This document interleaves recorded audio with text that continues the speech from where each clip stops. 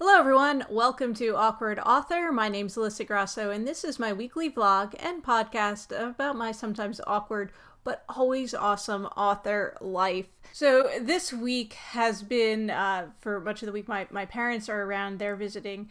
As I said last week, they live in Florida and they're doing a whole road trip tour of the East Coast, visiting people and doing fun things along the way.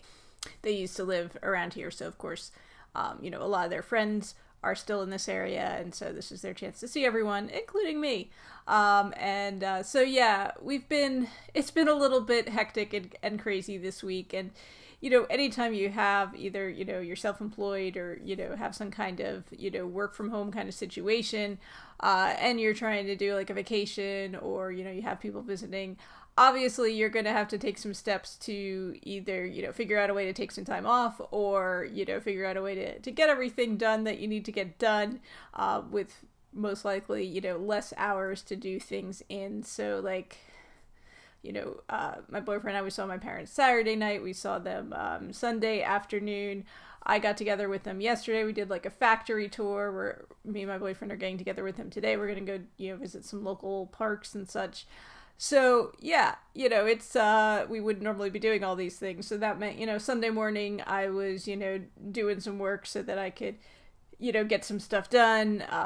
Sunday and yesterday I was, even doing a little bit of work, dropping some things off that I need to get, out and stuff like that. So yeah, it's a little bit crazy and hectic here. And certainly for me, I have to make a decision about what I can do, what I can't do, and of course I gotta focus on the things that, I actually earn an income from and that pay the bills and such. So writing is something that has not been getting done this week. I might have made a small amount of progress at the end of last week on my work in progress, but otherwise, I've put that, on the back burner for, this week, and I will pick it up again, either later this week if I get caught up on things, or most likely next week.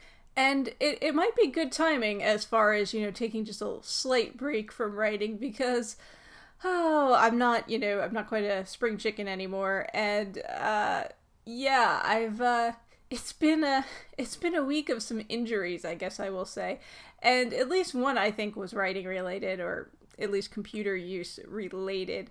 Last week, I'm trying to think, probably like just after I made my video last week, I was having like really bad like neck and shoulder pain. And this actually happened to me once before. It wasn't quite the same, but very similar. And that was when I was trying to retype my first few novels that had gone out of print, and I was going to put them back into print, republish them again. And I didn't have the original files anymore. And, they changed so much from the original files after rounds and rounds of edits that it was just like, okay, I'll just retype them. That's the easiest solution to this. And, I can type pretty fast, but also I was doing like a lot of typing, like a lot more hours of typing than I would normally be doing. And I was doing it as I was like looking at a book. And so, it was a little bit, it was definitely put a strain on me that time around. Now I wasn't, doing anything that intense recently, but I was, doing a lot of work on the computer, not just writing, like other stuff as well.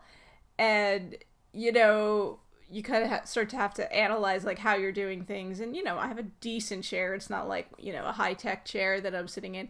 But also what I found I was doing is like, I'm really like leaning over the computer, and that puts like a lot of strain on your neck and shoulders, obviously. And, I really do think that's what the source of my problem was.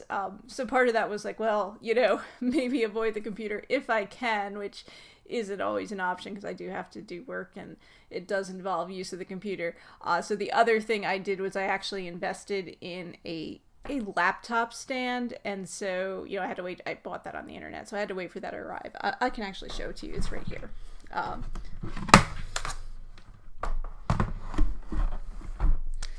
It's a very, very simple thing. I mean, it just the laptop sits on there, and it elevates it enough that you're not like leaning over it, and then your keyboard's at like a slight angle, but you can still use it. And I like this one because it really doesn't take up much room on the desk, and it's even portable. If I can figure out how to close it again, I'll show it to you.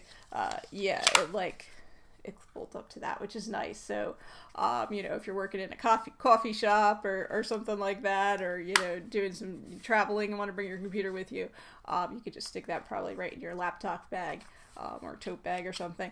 That was an investment I decided to make because I was experiencing these pains. And then, just kind of like it, I was in a routine there where like every day there was like a new ailment that was plaguing me. I'm like, whoa, what's going on here? Because let me think. Then Friday, I think, yes, I woke up and I was like hip pain, like, like a joint pain, if I was like sitting or, moving around a lot. I was like, whoa, how did this happen? I think that was a television watching injury, if I'm, being honest. And, I was hanging out with my boyfriend the night before, and, probably was just kind of like, I fell asleep watching television, probably fell asleep in a weird angle. And so, yeah, that probably, I think, is where that came from. So I had a couple days of that going on, and then, that did get better, thankfully. And then, not related to anything, this is just my own stupidity and, not having good eyesight. I was in the bathroom and I just take a shower. I was about to put my contact lenses in, but I didn't have them in yet. And also, I had a dog in the bathroom with me, so couldn't see. And I was trying to climb over the dog, and I managed to slam my foot into the door stopper that, for the bathroom door, which is, it sticks out from the wall. And of course I couldn't see it, and yeah. Anyway, so then I hurt my toe after everything else. But thankfully, I'm still standing. Hopefully this is like the end of my like injury streak for a while anyway. Although we are planning to do, some hiking, and visit some parks today with my parents. So hopefully, let's hope Alyssa stays safe and, does not experience any more bodily trauma. In, book-related news this week, I'm sure, some of you saw that there's a hedge fund that's looking to buy Barnes & Noble, which is also, it's the company that's also running, I guess, Waterstones in the UK. So that is a big dramatic, book-related news here in the US. And then I just saw this morning that there's a book distributor that I'm not familiar with, which is weird because I kind of used to be in that business. But some book distributor that is also interested in buying Barnes & Noble and has apparently made an offer that's bigger than the hedge fund group's offers. So we will see what happens with that, I guess. But I guess one way or another, Barnes & Noble is going to have some new owners, and we'll see how things change there. I don't know. It'll be interesting to see what happens. I mean, obviously for a while now, brick and mortar stores have, I don't want to say been on the ropes, but they have been challenged by the internet, by online stuff. And for those of you that don't know, like, I spend a lot of time and a lot of money in brick and mortar stores because I'm one of these people that buy stuff, in stores and, resells them on the internet. And, of course, I've gotten the, flack that, I'm the reason that, brick and mortar stores are in trouble, which I'm not. I'm not actually the reason. It's the people that are buying from me that are the reason. People that would rather buy stuff on the internet. But it's, it depends on your shopping preferences. And, buying on the internet is great, but it's not all that it's cracked up to be. And I personally don't buy much stuff on the internet. Like, I bought this, the laptop stand.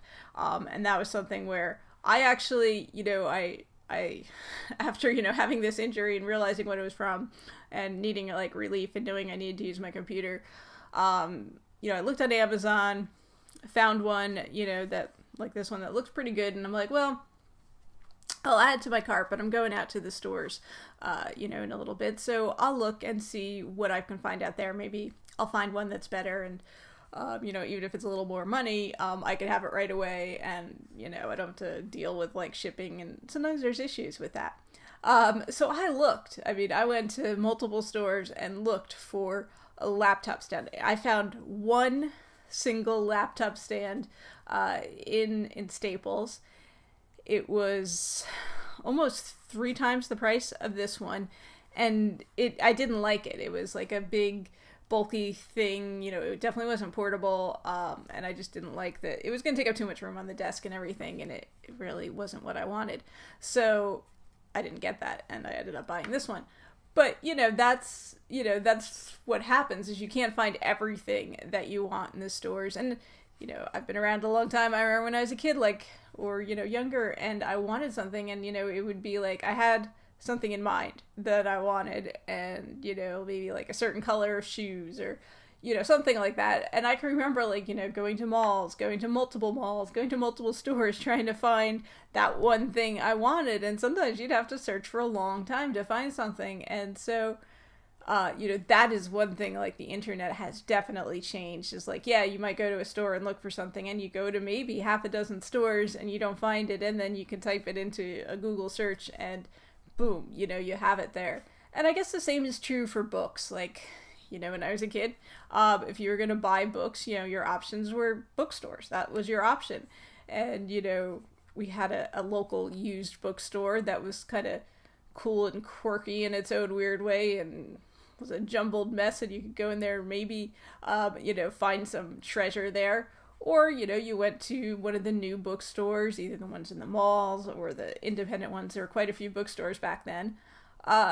And again, let's say you had a certain author, you were looking for their book. They might have one of that author's book on the shelf.